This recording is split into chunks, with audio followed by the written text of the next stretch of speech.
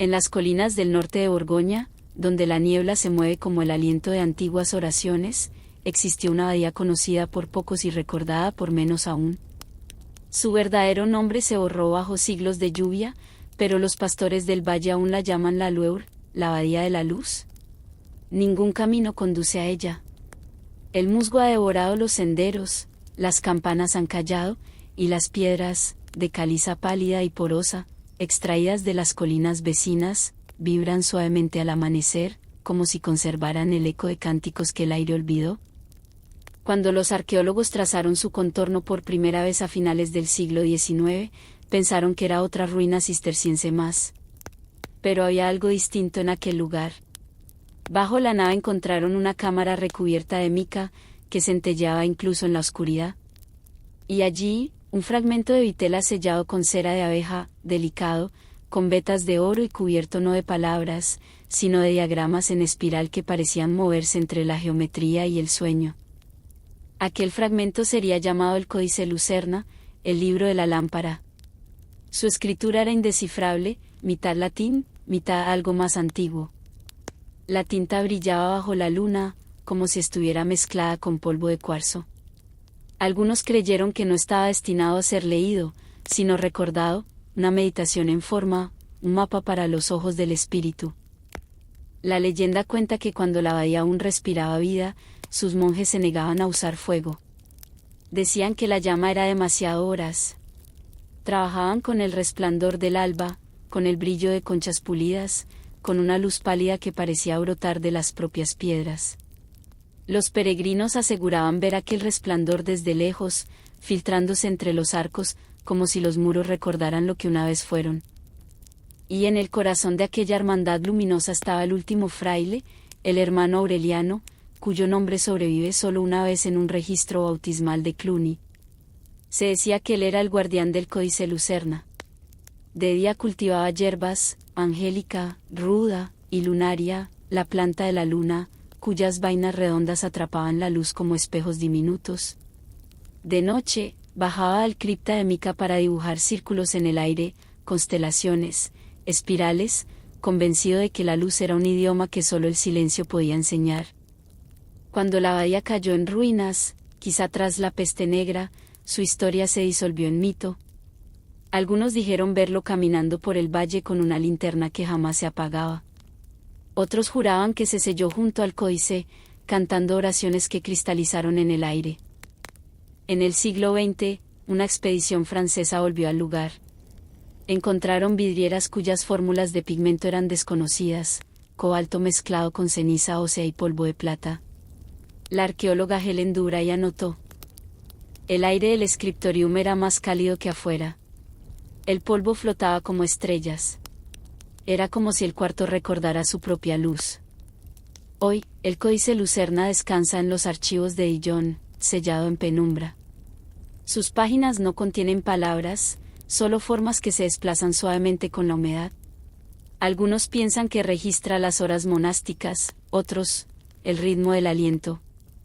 Pero hay quienes creen que es una escritura de la luz misma, una tentativa de transformar el resplandor en oración. Imaginemos al hermano Aureliano, el último guardián del sueño. Invierno de 1348. La peste ha silenciado los pueblos. En la abadía no suenan las campanas. Solo queda él, removiendo brasas en la penumbra, escuchando el zumbido tenue del fuego moribundo. Afuera, el valle se ahoga en niebla. El monasterio cayó en ruinas en el siglo XV, y el rito se desvaneció. Durante siglos fue solo leyenda. Hasta que, en 1968, una tormenta abrió una grieta en los acantilados cerca de Puente de Dinan. Bajo capas de pizarra y arena, arqueólogos hallaron un pasaje estrecho que conducía a una cámara subterránea. En las paredes había huecos tallados en piedra, cada uno del tamaño de una esfera. Muchos contenían restos de hollín y fragmentos de vidrio verdoso. La arqueóloga Eloise Moreau, al describir su descenso, escribió: el aire era cálido, aunque cerrado por siglos. El hollín era tan fino como el polvo de las flores. Cuando la luz tocó las paredes, el mineral brilló, como si alguna vez hubiera reflejado fuego. Los análisis químicos confirmaron la presencia de resinas fósiles y ámbar derretido. En un edicto papal de 1421 se menciona los hermanos que envían sus oraciones al mar, lo que llevó a los historiadores a concluir que San Olorín fue condenado por incorporar ritos marítimos paganos, posiblemente de origen celta. Entre los objetos encontrados había soportes de bronce, fragmentos de vidrio y un medallón de cobre con la inscripción Lux Navigans, la luz que viaja. Se conservan hoy en el Museo de Bretagne, donde aún reflejan el destello apagado de aquellas llamas antiguas. En 1972, buzos de la Universidad de Brest encontraron esferas de vidrio enterradas en el fondo marino frente al sitio. A pesar de los siglos, muchas seguían intactas. Dentro de ellas había restos de ámbar endurecido y lino carbonizado. Bajo luz ultravioleta, las paredes interiores mostraban grabados microscópicos, líneas concéntricas como escritura sin lengua. Se cree que los monjes grababan sus oraciones directamente en el vidrio, para que la luz las leyera. Al iluminarse desde dentro, los reflejos formaban patrones espectrales, constelaciones temblando sobre el laboratorio. Los habitantes locales dicen que, en las noches despejadas del solsticio, cuando baja la marea, el mar cerca de Inam brilla con puntos de luz. Lo llaman el regreso de las linternas. Los científicos hablan de plancton bioluminiscente, los ancianos, de oración. Entre las ruinas, los arqueólogos hallaron una tablilla de pizarra con una sola frase en latín. Illumina what non redivit. Ilumina lo que no regresará. Sube la escalera gastada hasta el scriptorium. Abre el códice cubierto de polvo. No hay palabras, solo líneas que respiran. Toca una espiral con el dedo tembloroso y el muro parpadea, no con brillo, sino con vida. El silencio se expande. La luz comienza a surgir desde dentro de su pecho, al compás de su respiración. Para los monjes, la luz era memoria. No ofrecimiento, sino recordatorio. Cada llama era una semilla de pensamiento puesta a navegar hacia el infinito. Moreau escribió antes de morir. A veces, al caer la noche, el mar parpadeaba como si respirara. Y comprendí por qué enviaban sus luces lejos, para que la oración no se apague jamás. Hoy los acantilados de San Olorín han vuelto a la naturaleza. Solo un arco cubierto de musgo marca la entrada del monasterio. Pero cada solsticio, unos pocos aldeanos bajan a la orilla con linternas de vidrio y repiten el antiguo gesto. Nadie habla. Solo el viento y las olas responden. Y por un instante, el mar parece brillar desde adentro, como si recordara. Quizá los monjes de San Olorín entendieron algo que nosotros olvidamos. Que la luz no existe solo para ver, sino para ser vista. Que cada llama, una vez liberada, continúa su viaje más allá del horizonte. Y que, cuando cerramos los ojos por la noche, lo que sentimos en la oscuridad. Cuando lo hallan al amanecer, está dormido junto al códice abierto. El aire a su alrededor es cálido. El pergamino brilla tenuemente. Sobre su tumba, los monjes grabaron solo una espiral, infinita y silenciosa. Es el eco cálido de sus linternas, aún flotando bajo las olas.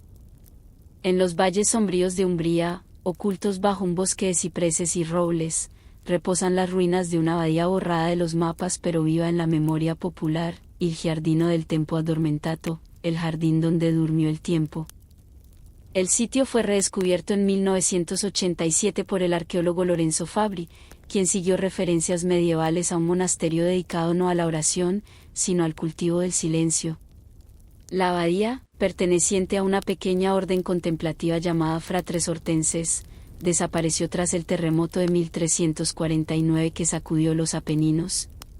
Lo que Fabri encontró bajo siglos de tierra y raíces no fue templo ni tumba, sino un jardín distinto a cualquier otro en la historia monástica.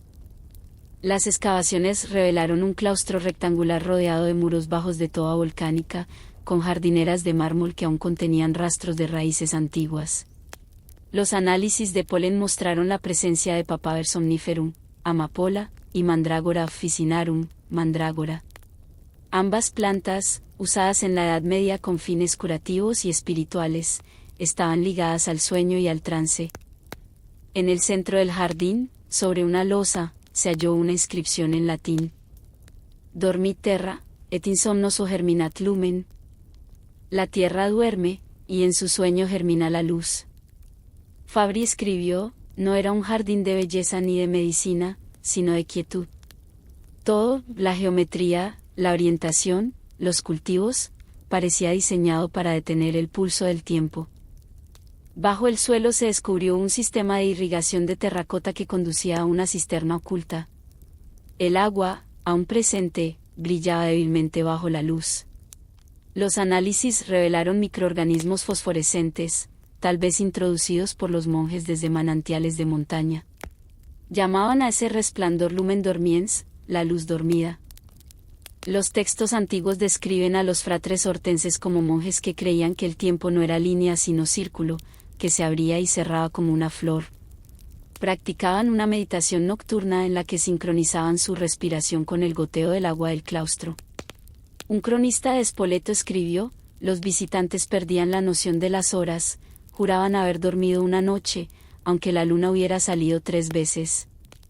Y aún hoy, los viajeros dicen que, si se toca la piedra al alba, puede sentirse un pulso leve, como un corazón que sueña. El hallazgo más misterioso fue la tableta cronoflora, descubierta bajo el altar. Tallada en alabastro, mostraba una figura humana reclinada entre enredaderas que formaban círculos semejantes a relojes solares, pero sin números. Cuando se iluminaba con una llama, las sombras giraban como si siguieran otro tipo de tiempo. Se cree que los monjes construyeron un reloj simbólico que medía la percepción, no las horas. Su fe buscaba la eternidad a través de la lentitud. Esperar, decía un fragmento, es escuchar la respiración de Dios. Varios de los frascos hallados aún contenían semillas selladas en ánforas. Replantadas siglos después, germinaron. Eran brotes pálidos que abrían sus hojas solo bajo oscuridad. Los científicos los llamaron Flos tenebrarum, flores de la oscuridad. El jardín no cultivaba belleza, sino obediencia al ritmo de la noche. Su religión era vegetal, su oración, el silencio. En 1992 se descubrió una cámara lateral con lechos de piedra dispuestos en círculo. Cada uno tenía una depresión central con residuos de lavanda, miel y higo fermentado, una mezcla que induce calma. Era, según Fabri, un espacio para la meditación dormida colectiva.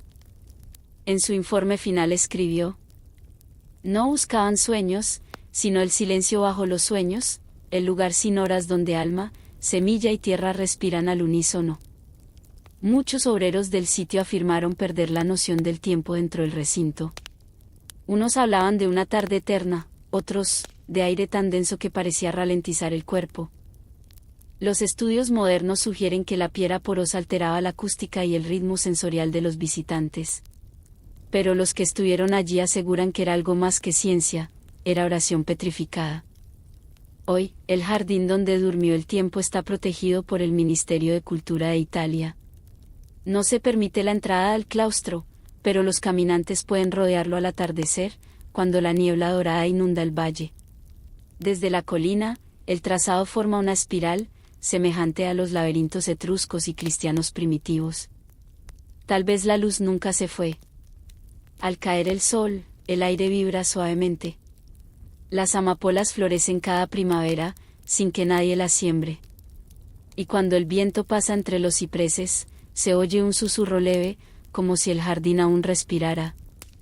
Quizá los monjes no buscaban la eternidad después de la vida, sino dentro de ella, el instante detenido entre 2 respiraciones. Quizá comprendieron que el tiempo, cuando se le deja en paz, se duerme. Y quizá, en cada silencio que habitamos, volvemos por un momento a ese jardín donde la tierra, y todo lo que vive en ella, continúa soñando. En la costa norte de Portugal, donde los acantilados caen hacia un mar gris y sin reposo, una antigua leyenda habla de un monje que construyó un reloj que no medía las horas de los hombres, sino la respiración de la tierra. Su nombre se perdió, aunque los pescadores de Nazaret aún lo llaman o relojoiro do abismo, el relojero del abismo. Durante siglos, la historia flotó como niebla sobre el mar, bajo las ruinas de una ermita, decían, dormía una máquina de piedra y bronce cuyo corazón latía con las mareas. Nadie lo creyó hasta 2009, cuando una tormenta abrió una cavidad bajo los acantilados. Allí, un equipo de arqueólogos halló una cámara semiderruida, sellada por la sal y la arena. En su interior, entre fragmentos corroídos, encontraron los restos de un mecanismo imposible para su tiempo. La directora de la excavación, Elena Duarte, describió la entrada como descender a un pulmón del mar. El aire vibraba con un pulso casi orgánico. Entre las rocas aparecieron engranajes de bronce, péndulos de cristal y placas grabadas con fases lunares, una fusión de astronomía, ingeniería y fe. Cada pieza llevaba símbolos monásticos, el crismón, el cordero, y frases en una mezcla de latín y gallego arcaico. En una de las placas se leía: Tempus non numerat, se respirat. El tiempo no se cuenta, se respira. Tal vez sigue esperando, en silencio, que alguien la recuerde. Al principio pensaron que era un altar. Pero al reconstruir las piezas, descubrieron un diseño hidráulico conectado con un canal subterráneo que comunicaba con el mar. El flujo de la marea hacía girar la maquinaria 2 veces al día. No era un reloj del tiempo humano, sino una invocación del ritmo natural. Un pergamino hallado cerca, datado en el siglo XIV, mencionaba a un monje de la orden de San Jerónimo que medía no las horas del hombre, sino el aliento de la creación. Hablaba de un artefacto, cuyo pulso sigue la rueda plateada de la luna, construido para recordar que cada marea es una oración que regresa a su origen. Los engranajes, aún corroídos, mostraban una precisión inaudita, dientes de metal tallados con exactitud microscópica y péndulos de cuarzo, siglos antes de Galileo. Y junto a la técnica, el misticismo. En una viga grabaron las palabras: la medida del silencio es el ritmo del mar. Los estudiosos creen que el monje se inspiró en instrumentos astronómicos islámicos traídos por rutas ibéricas.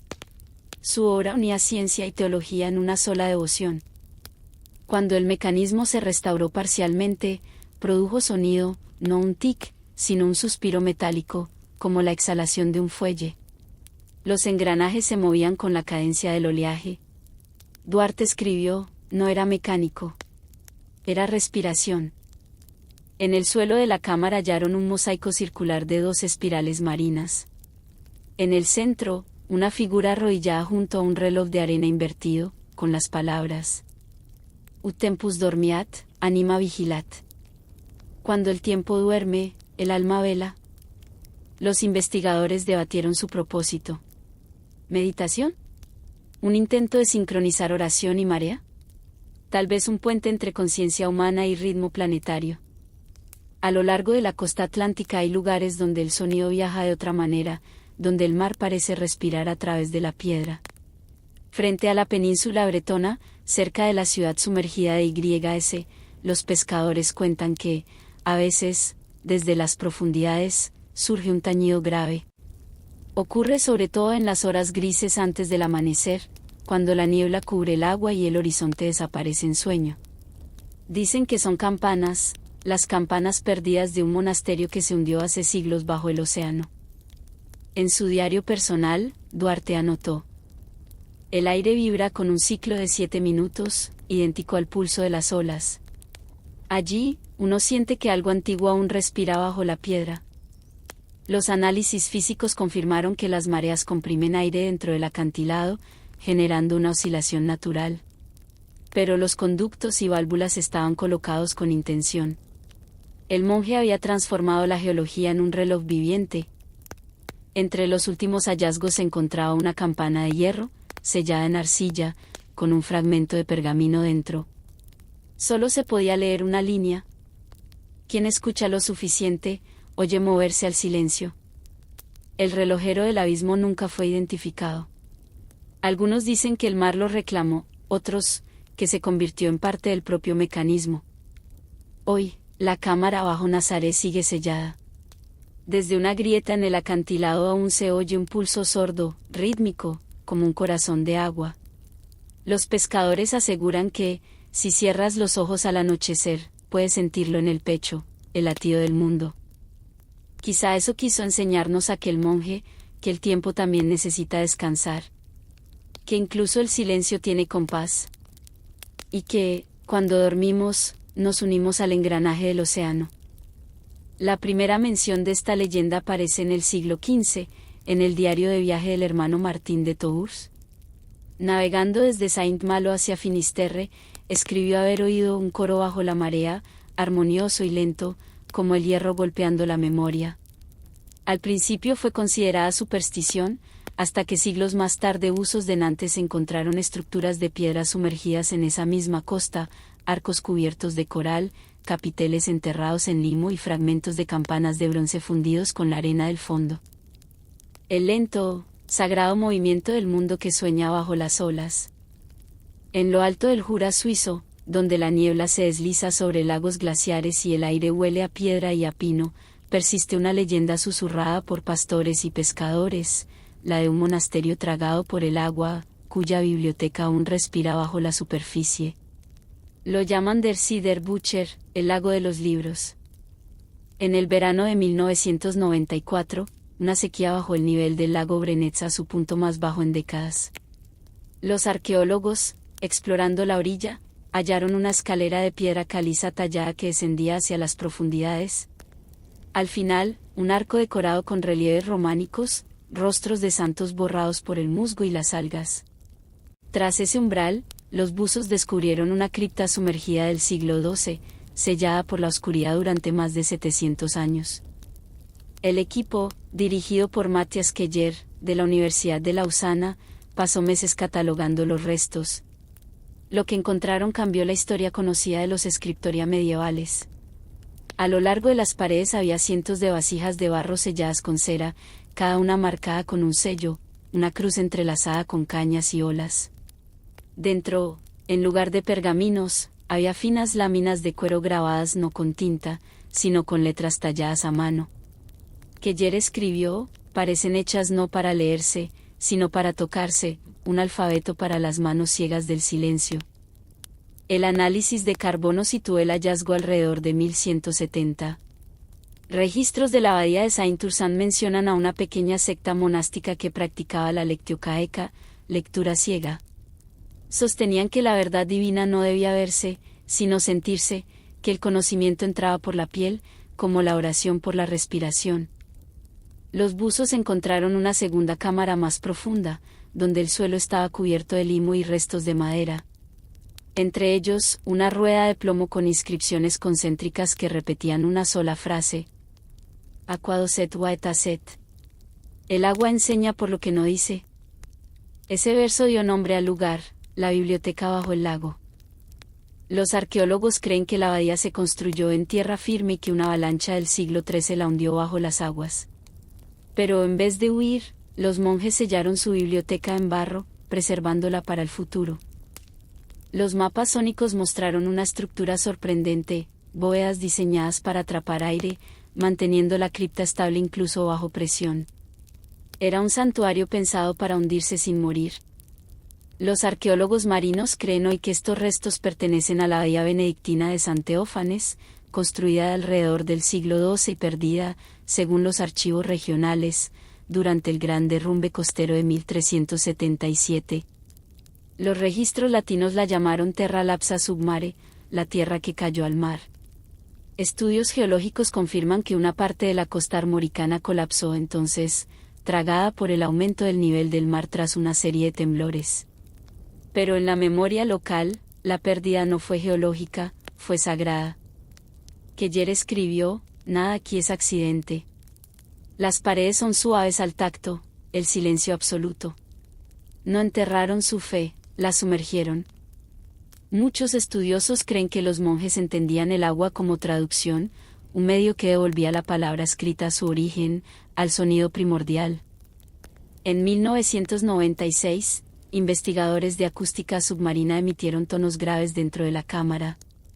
El lugar resonó como una campana. Las ondas recorrieron el techo curvado y produjeron un tono exacto de 432 hercios, la frecuencia del canto gregoriano. El fenómeno fue llamado la resonancia acuática. Para los científicos era física, para los creyentes, liturgia. Uno de los buzos, Jacob Steiner, dijo años después, era como entrar en una oración que nunca terminó. Entre los objetos recuperados se halló una tablilla de arcilla con 3 palabras. Non scriptum, se sensum. No la escritura, sino el sentido.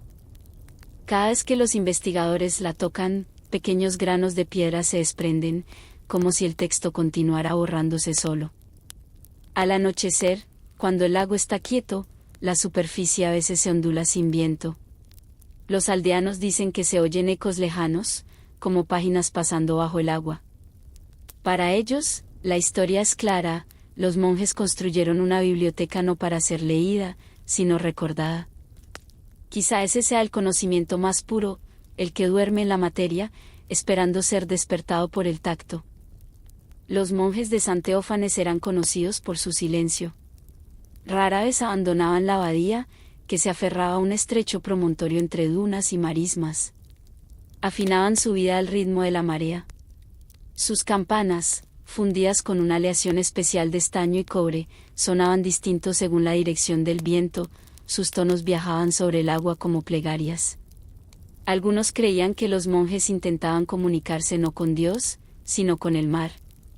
Antes de morir, en 2010, Keller escribió en su diario: «Ya no creo que la biblioteca fuera hecha para los hombres. Era para el lago mismo, un lugar donde el agua aprendiera el peso de las palabras». Y quizá eso sea la fe cuando el tiempo la olvida, no pérdida, sino inmersión. Tal vez, cuando soñamos, descendemos también a esa biblioteca del silencio, donde las palabras se disuelven, la memoria respira, y la tierra continúa leyendo lo que dejamos atrás. En el extremo norte de Noruega, donde la luz del día apenas sobrevive durante medio año y el viento se mueve como un himno sobre los fiordos helados, existió un monasterio cuyas campanas solo se oían en invierno, no sobre la tierra, sino bajo ella. Los aldeanos de Skarvnes aún hablan del Klosteret Andersnen, el monasterio bajo la nieve. Nadie lo había visto jamás, pero los pastores decían que, en ciertas noches, el hielo del fiordo vibraba con un sonido grave y metálico que parecía surgir del suelo congelado. No era el viento ni el trueno, era un tañido lento, como el pulso mismo del invierno. En 2007, un equipo de arqueólogos dirigido por Ingrid Madsen descubrió pruebas de que la leyenda era real. Mientras cartografiaban una depresión glaciar cerca de Alta, detectaron anomalías simétricas bajo 10 metros de hielo. El radar reveló la silueta de una estructura octogonal, ni natural ni moderna.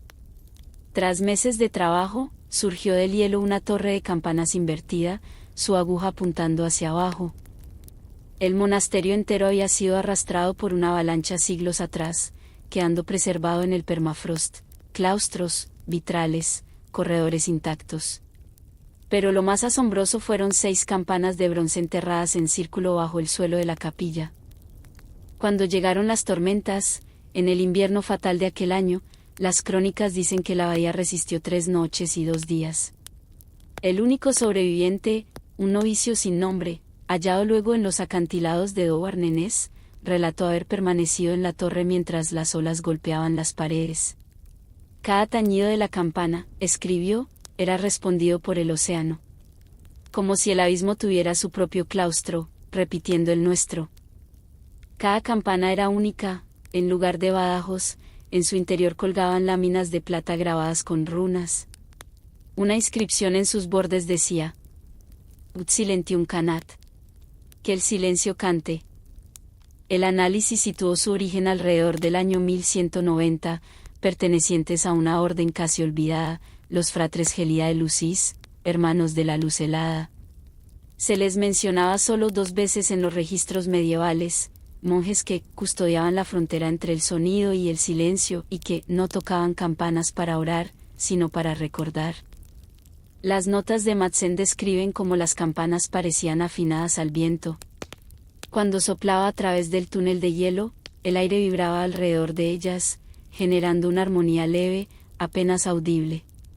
Los sensores confirmaron canales microscópicos en el metal, diseñados para producir tonos sin movimiento, campanas que solo sonaban con el aliento del invierno.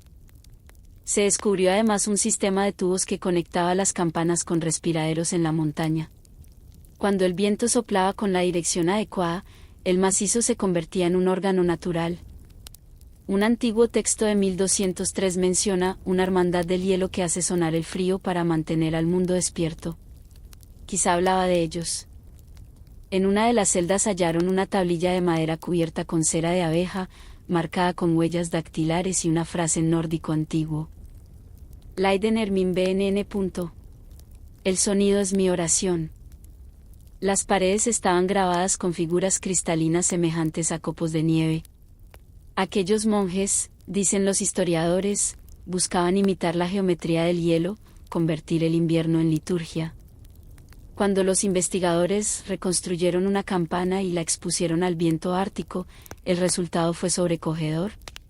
El sonido no era metálico ni musical, sino un murmullo profundo, más sentido que oído. Vibraba en el pecho, no en los oídos, escribió Madsen. Como un corazón enterrado bajo siglos de silencio. Siglos después, en 1934, un equipo de buzos bretones liderado por el oceanógrafo Alain Méric realizó el primer estudio serio del sitio. Descendieron en aguas verde-gris hacia un mundo suspendido entre ruina y sueño. Méric describió pilares cubiertos de anémonas, portales incrustados de conchas y un leve zumbido metálico cuando la corriente cambiaba. Era, escribió, como si el mar recordara. Uno de los buzos aseguró haber oído un tañido débil, aunque los instrumentos no registraron sonido alguno. La vibración, sin embargo, les atravesó los huesos. Meses después, los sismógrafos registraron vibraciones regulares bajo el sitio, coincidiendo con el ciclo de las mareas. Las campanas, quizá, amplificaban el pulso de la tierra misma. La comunidad científica debatió, ¿eran los hermanos de la luz helada místicos acústicos? ¿Creían que la creación entera era un canto perpetuo y que su deber era afinar el silencio con él? En su última conferencia, Madsen dijo: el monasterio no estaba perdido, esperaba el invierno. Tal vez lo construyeron sabiendo que un día dormiría bajo la nieve, para que el mundo, cuando olvidara escuchar, volviera a oírlo. Hoy el sitio vuelve a reposar bajo el hielo. Los sensores aún detectan leves fluctuaciones sonoras cuando soplan los vientos del solsticio. Nadie sabe por qué. Los pescadores aseguran que, en las noches más oscuras de diciembre, cuando la aurora tiñe el cielo, el hielo zumba suavemente, como metal recordando su propósito. Apagan sus motores y escuchan. Quizá no sea el viento, dicen, sino el monasterio llamando a través de los siglos, haciendo sonar lo que el mundo ha olvidado oír. Y quizá esas campanas nunca callen del todo. Hoy, los mapas de sonar revelan el contorno de lo que podría ser el campanario de la abadía, a 27 metros de profundidad. Las campanas, si aún existen, yacen sepultadas bajo siglos de arena. Pero los pescadores continúan reportando extrañas resonancias en sus redes, hilos que vibran, como si una antigua frecuencia aún respirara bajo las olas. Porque fueron hechas para cantar el sonido del silencio. Un himno más antiguo que la historia. Aún temblando bajo la nieve. En las llanuras desérticas del sur de España, más allá de las ruinas polvorientas de Almería, se extiende una cuenca de sal conocida como la Cuenca del Silencio. Nada crece allí. El suelo es blanco como hueso, resquebrajado, y brilla bajo un sol implacable. Pero siglos atrás, este vacío guardaba algo extraordinario, un monasterio que no oraba con palabras ni cantos, sino con reflejos. Durante generaciones, los pastores contaron que, al caer la tarde, luces misteriosas danzaban sobre las salinas, destellos que se movían como espejos flotantes. Muchos lo atribuyeron a espejismos o al calor. Sin embargo, en 2012, arqueólogos de la Universidad de Granada realizaron un estudio topográfico del área y hallaron, bajo la corteza salina, la base circular de una estructura perfectamente alineada con las rutas solares del solsticio. En el centro, descubrieron un mosaico hecho de cuarzo, obsidiana y yeso. A su alrededor, muros bajos formaban un claustro sin altares, sin frescos ni santos, solo piedra pulida y un estanque poco profundo que aún brillaba con una luz mineral. Las inscripciones halladas en fragmentos de mármol revelaron su nombre, Ordo Specularum, la Orden de los Espejos. Fundada hacia el siglo X, esta hermandad practicaba la lux retenta, la luz retenida. Creían que cada rayo de sol contenía memoria, fragmentos de conciencia divina, y que su deber era conservar esa luz cuando el mundo se oscurecía. Un pergamino hallado en una cueva cercana, copia de su manuscrito perdido Liber de Refractione Divina, decía: al amanecer atrapamos al sol sobre la piedra, y al devolverlo recordamos lo que ha pasado por todos los ojos. Porque la luz no muere, solo olvida. La orden nació en el cruce de culturas mozárabes, donde la mística cristiana se mezclaba con la ciencia óptica islámica. En Al-Ándalus, la luz era más que símbolo, era sustancia divina. Lo que fascina a los investigadores no es solo la arqueología, sino la persistencia del mito. Cada generación aporta nuevos testigos. Los marineros juran que el mar canta, que bajo ciertas mareas lunares, el agua resuena. Los científicos lo llaman resonancia sísmica. Los fieles lo llaman memoria. Durante las excavaciones, los arqueólogos hallaron marcos de bronce y discos de cristal dispuestos bajo el estanque. Eran lentes, unas convexas, otras cóncavas, conectadas por un eje móvil. Los monjes habían construido un mecanismo heliotrópico, una máquina de espejos que concentraba la luz solar en el corazón del claustro. Al simular su funcionamiento digitalmente, se descubrió que, en cada solsticio y equinoccio, los rayos convergían en una placa dorada grabada con las palabras: Sol Meminit. El sol recuerda. La doctora Isabel Álvarez, líder del proyecto, escribió: no adoraban al sol, sino a la memoria. Veían la iluminación como una forma de redención. Para ellos, la luz era historia, un pasado brillante que podía despertarse. Los rastros de hollín y aceite en el lugar indicaban que celebraban ceremonias nocturnas. Proyectaban luz de lámparas sobre espejos de cobre, creando un círculo giratorio de fuego, un reloj de resplandores. Uno de esos espejos, expuesto hoy en el Museo Arqueológico de Granada, lleva grabado: Memoria lucis custodita in silentio. La memoria de la luz, guardada en el silencio. Pero el monasterio no sobrevivió. En 1278, un sismo fracturó la cuenca y el agua salada la inundó. La orden desapareció, sellada bajo una capa cristalina que conservó su imagen como un espejo eterno. Cuando buzos exploraron las cámaras inferiores en 2014, hallaron las paredes cubiertas de diminutos cristales que aún refractaban el brillo de las linternas. Las lentes rotas destellaban con un fulgor débil, como si recordaran. Imagina estar en esa costa solitaria al amanecer. La arena fría, el aire lleno de sal. El mar parece un cristal que respira. De pronto, un sonido profundo se eleva bajo tus pies, más sentido que oído, constante como un corazón. Dura apenas unos segundos antes de desvanecerse, pero deja en ti una certeza callada: en algún lugar bajo las olas, la piedra aún escucha. El análisis óptico mostró que cada lente había sido tallada con asimetrías intencionales, de modo que la luz se dispersara en espiral, imitando el movimiento de la Vía Láctea. Era, literalmente, un mapa celeste tallado en vidrio. Algunos creen que los monjes quisieron recrear el cielo dentro de la tierra, una capilla donde la luz y la materia se abrazaran. Otros dicen que solo buscaban conservar la paciencia de la luz, lo que brilla y no puede ser poseído. Álvarez escribió en su informe final: no levantaron torres ni escribieron libros. Su escritura fue el reflejo mismo.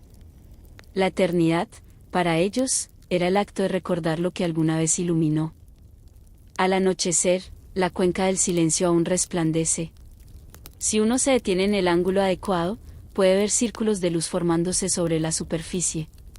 Algunos dicen que son ecos del último ritual de la Orden de los Espejos, repitiéndose bajo el suelo. Y quizá sea así. Quizá la luz, cuando ha sido amada, nunca olvida. Quizá cada puesta de sol es solo un recuerdo que vuelve a mirar. Y cuando la noche cae, el desierto se aquieta. Pero bajo el espejo de sal, los reflejos siguen vivos. Para los monjes, La campana nunca fue solo un instrumento. Era el puente entre el tiempo y la eternidad.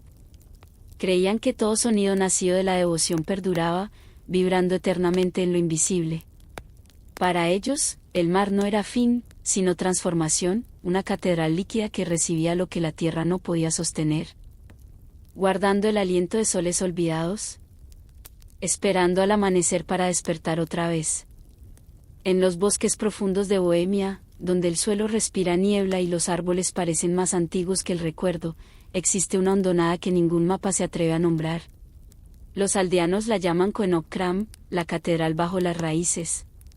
Dicen que en ciertos inviernos, cuando la escarcha afloja la tierra y el viento calla, puede oírse un canto lejano proveniente del subsuelo, no fantasmal, sino paciente, como si la tierra misma recordara un himno. Durante siglos fue solo una leyenda, hasta que en 2018 un equipo forestal cerca de Gesenice descubrió una depresión entre los hayedos. Bajo un roble caído, cuyas raíces se enredaban en piedra, hallaron una abertura que conducía a una enorme cámara subterránea. Esperaban una cueva, pero encontraron arquitectura. Columnas de piedra caliza viva ascendían en espiral hasta bóvedas entrelazadas con raíces. El aire era denso, húmedo, cargado de silencio. La luz de las antorchas revelaba relieves de vides, semillas y figuras humanas fusionadas con troncos, rostros serenos envueltos en madera. Aquello no parecía construido, sino cultivado. Los arqueólogos confirmaron que era obra humana, o más bien humana en intención. Las paredes mostraban cruces cistercienses entrelazadas con símbolos paganos del roble y del sol espiral. Las capas de tierra la fechaban hacia finales del siglo XII, durante la expansión monástica en Europa Central. Pero ningún registro hablaba de este lugar. En el altar, tallado en un solo tronco de roble, se leía una inscripción apenas visible. Raíces tenent caelum. Las raíces sostienen el cielo. Ese verso se convirtió en el corazón del misterio. El diseño del templo mostraba una espiritualidad invertida, los monjes habían descendido, no huido. Construyeron una catedral al revés, un santuario de tierra en lugar de aire. Cada cámara representaba una estación, la primavera tallada en brotes y semillas, el verano, en ramas entrelazadas, el otoño, en hojas que caían sobre piedra, y el invierno, en raíces desnudas hundiéndose en la oscuridad. Algunas noches, cuando las tormentas golpean la costa atlántica, el aire vuelve a vibrar. Dicen que las campanas de San Teófanes resuenan otra vez, no para llorar, sino para recordar. En la nave central, un cuenco de piedra contenía restos de resina de pino, mirra y polvo de roble. Pero entre ellos, los científicos hallaron esporas de Armillaria mellea, un hongo bioluminiscente conocido como hongo de la miel. Bajo luz ultravioleta, los relieves brillaban suavemente. Los monjes habían hecho de la descomposición su lámpara. La doctora Catarina Babrova escribió: no temían la podredumbre, rezaban con ella. El micelio era su vela, el fuego lento del bosque. En una de las capillas laterales hallaron un cofre de madera sellado. Dentro, fragmentos de pergamino apenas legibles, con una línea que decía: descendemos para que el mundo ascienda. Cada hoja que cae recuerda la luz. Los fratres radicis, hermanos de la raíz, creían que lo divino habitaba bajo la tierra, en el ciclo de vida y retorno. Los estudios acústicos revelaron que el templo entero resonaba con armónicos naturales. Si alguien entonaba una nota grave frente al altar, las raíces vibraban, y el sonido se extendía como un suspiro vegetal. Era un instrumento vivo, un coro subterráneo de piedra y savia. Las antorchas halladas databan del año 1348, cuando la peste negra asoló Bohemia. Tal vez los monjes descendieron buscando refugio, tal vez se ofrecieron a la tierra. En la cámara final encontraron sus cuerpos, sentados en círculo, manos sobre el suelo, rosarios de madera en forma de bellota. No habían sido enterrados, meditaban. Y si escuchas con el alma, entre las olas romperás el silencio antiguo. Sus huesos estaban fusionados con minerales y hongos. En cierto modo, se habían convertido en raíces. Meses después, Cuando los investigadores regresaron, el altar estaba cubierto de nuevos hilos dorados de micelio, pulsando con luz débil. El bosque les responde aún, escribió Babroa. El himno continúa, no en sonido, sino en crecimiento. Hoy, la entrada a la catedral bajo las raíces permanece sellada. Solo unos pocos monjes y científicos han podido descender. Dicen que allí el aire huele a tierra y tiempo, y que el silencio pesa como una oración. A veces, al anochecer, el suelo del bosque brilla con pequeños destellos. Los aldeanos creen que son los monjes velando. Los científicos lo llaman luminis radicum, la luz de las raíces, pero quienes la han visto aseguran que se siente como memoria. Quizá los hermanos de la raíz entendieron que la eternidad no está en el cielo, sino en la profundidad. Que el alma, como la semilla, no asciende huyendo de la tierra, sino entregándose a ella. Y quizá eso enseña aún su catedral, bajo siglos de musgo y silencio. Que la fe no es un ascenso, sino un descenso. Una caída hacia la calma y el sueño, hasta que las raíces mismas comienzan a cantar. No es sonido, es memoria, tañendo suavemente en los huesos del mundo. La noche cae sobre las ruinas como el polvo sobre una escritura sagrada. A través de desiertos, bosques, océanos y sueños, hemos caminado entre los santuarios olvidados de la humanidad. Abadías sumergidas, bibliotecas que respiran bajo el agua, campanas sepultadas en hielo, espejos que recuerdan al sol, raíces que sueñan bajo la tierra. Cada una es un fragmento, no solo de fe, sino de memoria. Los monjes que seguimos, sin rostro, sin nombre, antiguos, no eran guardianes de una religión, sino del ritmo. Escuchaban lo que el mundo susurraba cuando los demás habíamos olvidado oír. Para ellos, el silencio no era ausencia, sino el sonido de algo inmenso respirando. Sus catedrales no se alzaban hacia el cielo, sino que descendían hacia adentro, hacia la reflexión, hacia la tierra, hacia la arquitectura suave del tiempo. Y ahora, siglos después, redescubrimos sus huellas como quien despierta en medio de un sueño, comprendiendo que la oración nunca terminó. La arqueología nos ha devuelto sus piedras, sus instrumentos, sus reliquias. Pero lo demás, el calor que habitaba sus pasillos, el brillo de la devoción reflejado en una página, el lento ritmo de las manos al amanecer, permanece en otro lugar, un espacio que no se mide ni se pierde. Quizá los monjes nunca buscaron la eternidad más allá de la muerte, sino dentro de la vida misma, en el aliento entre la luz y el polvo, entre el saber y el olvido. Quizá cada manuscrito iluminado, cada fragmento de vidrio, cada susurro bajo la nieve era un solo latido en un mismo pulso inmenso, el mundo recordándose a sí mismo.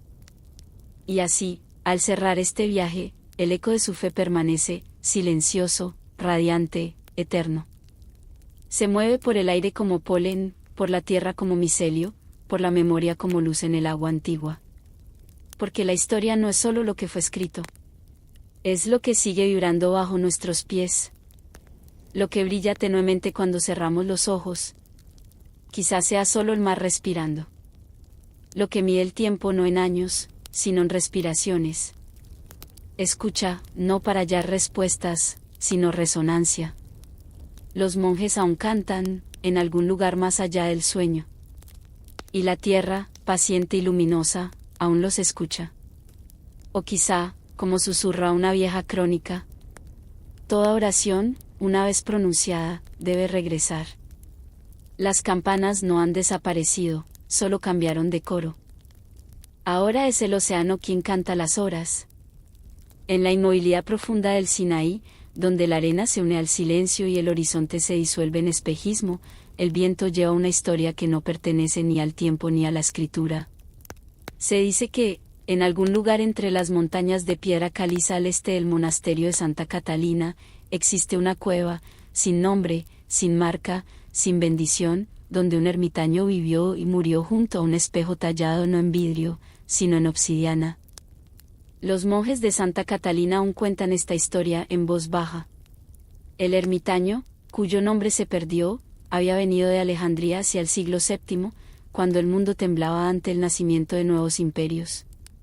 No buscaba refugio del conflicto, sino del ruido, un silencio tan puro que revelara la voz que está bajo todas las demás. Se dice que llevó al desierto solo 3 cosas: un salterio, un cuenco de arcilla y aquel espejo negro. Siglos más tarde, una expedición arqueológica del Cairo rastreó antiguas moradas eremíticas por la meseta del Sinaí. En una pequeña cueva al oeste del Wadi el Ain, hallaron fragmentos de obsidiana enterrados en capas de arena, tan pulidos que reflejaban la luz incluso en la penumbra. Junto a ellos había restos de ceniza, marcas de rodillas grabadas en el suelo, y una moneda de cobre con la imagen del emperador Heraclio, el último emperador bizantino que gobernó Egipto. El arqueólogo principal, el Dr. Nabil Gattas, describió el lugar como una celda de silencio, señalando que incluso el sonido parecía disiparse entre sus muros.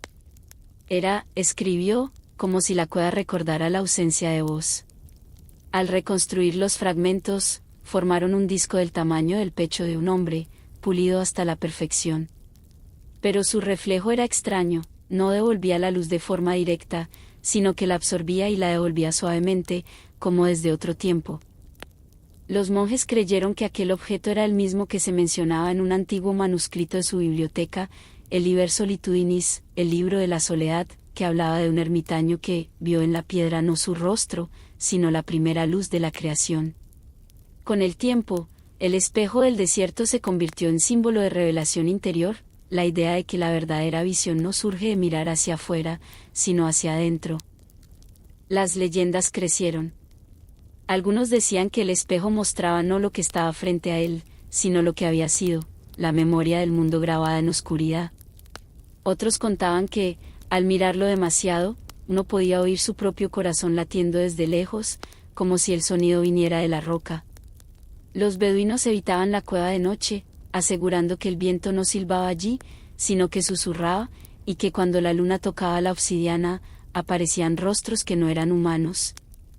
Pero para los historiadores, aquel espejo revelaba algo más profundo, la unión entre espiritualidad y conocimiento antiguo. El uso de vidrio volcánico como espejo existía desde milenios antes de Cristo. Los espejos de obsidiana fueron sagrados tanto en Egipto como en Mesoamérica, empleados no solo para la vanidad, sino para la meditación y la observación del cielo. En el desierto, donde la luz lo define todo, aquel objeto habría sido tanto instrumento científico como espiritual, una ventana para estudiar el alma y las estrellas. Dentro de la cueva, el aire sigue fresco incluso bajo el sol del mediodía. El techo se curva abajo, y el silencio es casi físico. Mirar en aquel espejo habría sido enfrentarse a la disolución del propio yo. Su superficie no devuelve la forma exacta, difumina los bordes, une las sombras, y el observador acaba perdiéndose en su propio reflejo. Podemos imaginar el ritual del ermitaño, desplegar lentamente el espejo de su envoltorio, colocar el cuenco de agua frente a él, bajar la llama de la lámpara hasta que solo su silueta respire en la oscuridad. En ese instante, no vería luz, sino movimiento, vibración, la presencia viva del alma. En los archivos del monasterio se conserva un fragmento que parece hablar de su destino. En griego antiguo, traducido luego al copto, dice: el hermano de la montaña miró en el agua oscura y contempló el principio. Dijo: la luz no tiene forma. Luego selló la cueva y no volvió. Cuando el equipo de Gattas regresó tras una tormenta de arena en 1998, la entrada estaba medio derrumbada. El espejo había desaparecido. Solo quedaba un hueco circular cubierto de polvo vidrioso que brillaba débilmente al sol. Los análisis mostraron una mezcla extraña de cuarzo, sal y fragmentos volcánicos, como si el calor hubiera nacido no del fuego, sino de la presión o del silencio. Los científicos hablaron de un rayo. Los monjes dijeron otra cosa, que el espejo había cumplido su destino y regresado a su origen. Algunas cosas, dijo el abad, no están hechas para durar, sino para recordar por nosotros. Aún hoy, cuando cae la noche y el aire se vuelve cristalino, los viajeros afirman ver destellos de vidrio oscuro entre las dunas, reflejando las estrellas donde no hay piedra alguna. Algunos lo atribuyen al espejismo, otros, al misterio. Pero para los que han conocido la soledad, suena como verdad, que los espejos más fieles no reflejan la luz, sino la sombra. Quizá el ermitaño no buscaba visión, sino desaparición. Quizá el espejo no fue hecho para mostrar el rostro, sino el aliento detrás de él.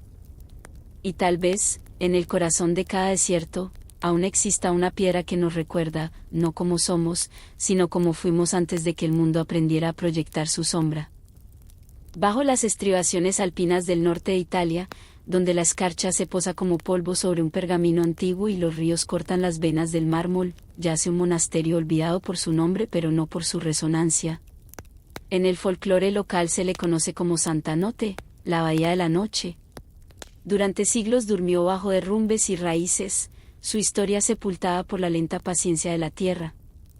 El primer redescubrimiento ocurrió en 1923, cuando un joven pastor halló una piedra tallada en los bosques cercanos a Trento.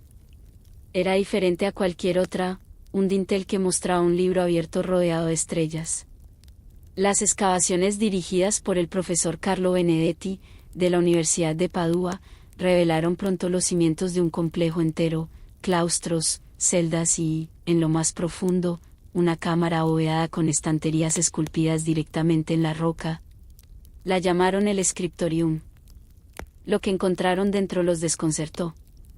No había manuscritos, solo grabados en las paredes, no palabras, sino espirales, círculos y constelaciones. Cada surco contenía restos de mica, yeso y cinabrio.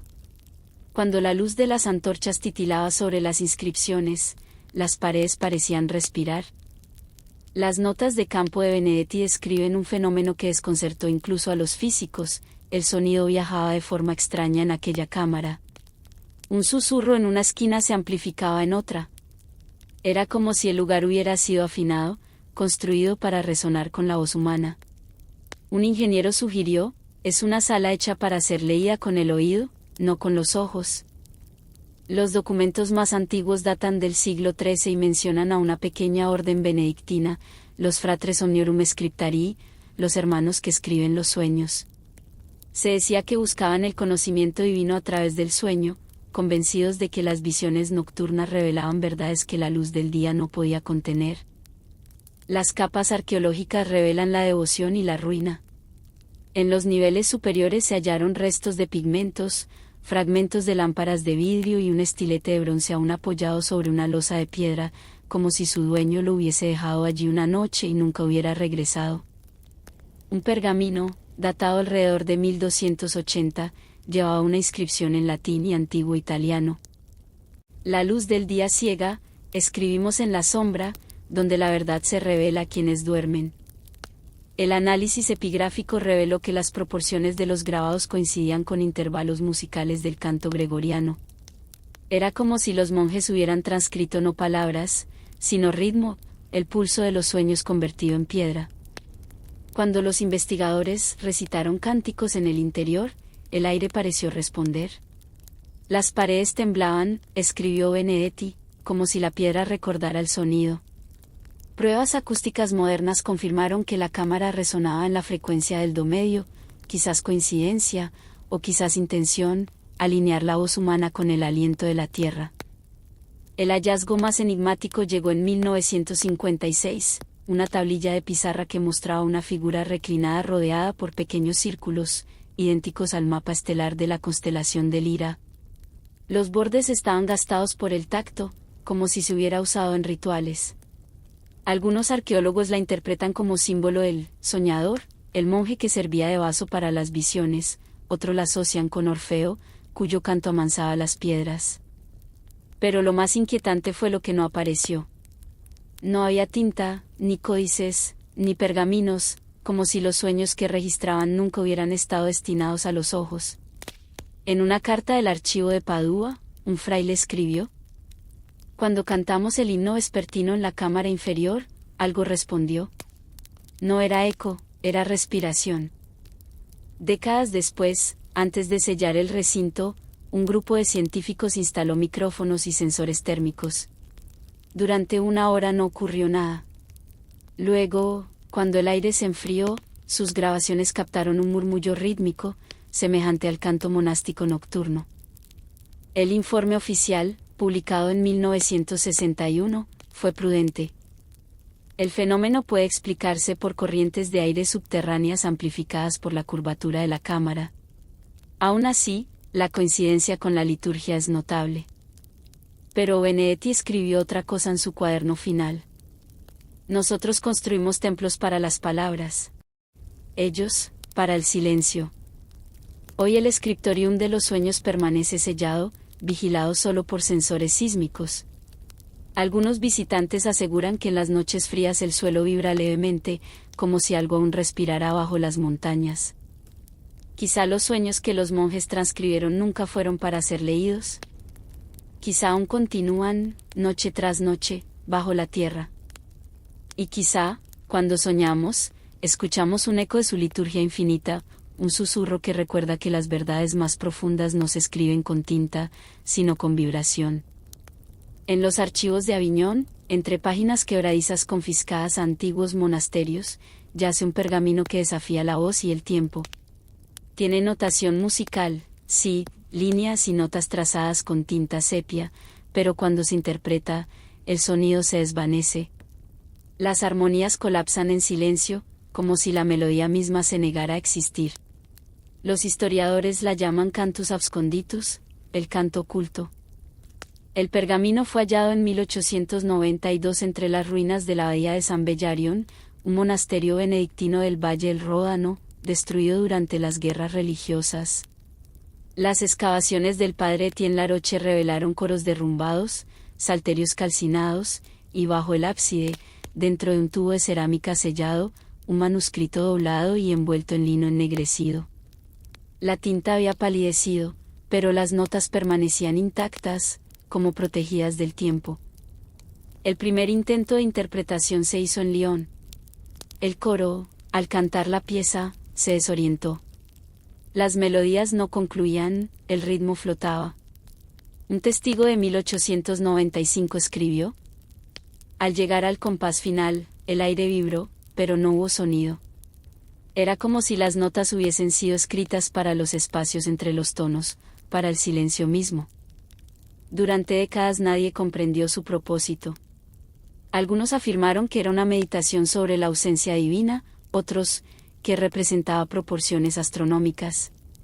En 1974, bajo luz ultravioleta, se descubrieron trazos dorados sobre las notas, formaban una geometría exacta que correspondía a la alineación de Júpiter y Saturno en el año 1321. Esa fecha coincide con una escisión dentro de la orden benedictina, una comunidad mística llamada Custodes Silentii, los guardianes del silencio. Ellos creían que el sonido era una herida en la quietud del universo, que cada palabra pronunciada era una fractura en lo eterno. Por eso, su música debía ser recordada, no oída. Las ruinas del monasterio confirman su credo. En el claustro se hallaron notas grabadas en piedra, sin letras. En una celda, un diapasón de bronce fundido en el yeso. La torre del campanario, al reconstruirse digitalmente, mostró proporciones que cancelaban la resonancia, sus campanas, de sonar, no habrían sido oídas más allá del muro. Laroche escribió en 1901. Cuando el viento pasa por la nave, el aire tiembla como si contuviera su respiración. No es silencio, es atención. En el siglo XX, ingenieros de Cambridge recrearon el cantus absconditus digitalmente. Usaron instrumentos medievales y lo reprodujeron por resonancia. El resultado era un sonido que nunca llegaba a existir, frecuencias que se desvanecían justo antes de nacer. Cuando se visualizaron los patrones acústicos, formaban círculos concéntricos, idénticos a los del domo del ábside. Era como si la arquitectura entera hubiese sido el instrumento, una música escrita para piedra. En 1956 se hallaron placas de bronce enterradas bajo el coro, dispuestas en espiral. Al golpearlas, emitían vibraciones inaudibles. Los sensores tradujeron esas ondas en pulsos de luz dorada y azul, los mismos colores usados en los manuscritos medievales para representar la iluminación divina. También apareció una placa de marfil con 12 monjes en silencio, cada uno con la boca cerrada y un halo circular alrededor de la cabeza. Bajo ellos, una inscripción: Vox Dei in taciturnitate nascitur. La voz de Dios nace en el silencio. Los restauradores modernos creen que el Cantus Absconditus no fue compuesto para humanos, sino para el edificio mismo. Los monjes pensaban que la piedra recordaba, que cada vibración quedaba grabada en su cuerpo. Su música, entonces, no era sonido, sino huella. En 2013, sensores instalados bajo los cimientos detectaron pulsos rítmicos en la noche, exactamente en las horas canónicas del rezo. No había ríos subterráneos, ni movimiento sísmico. El temblor persistió 3 noches, luego cesó. Nadie lo explicó. Pero en el diario de Laroche se halló una frase final. El coro nunca guardó silencio, solo cambió de oyente. Hoy, el manuscrito se conserva en el Musée des Manuscrits Sacrés de París. La tinta es del color de la miel seca. Los investigadores lo observan en silencio, esperando oír lo que no puede cruzar el límite entre mundos. Quizá esa sea su lección. Que hay oraciones demasiado frágiles para el aire. Melodías que solo la piedra puede cantar. Y que el silencio, cuando se escucha con el alma, comienza a murmurar el canto que el mundo olvidó.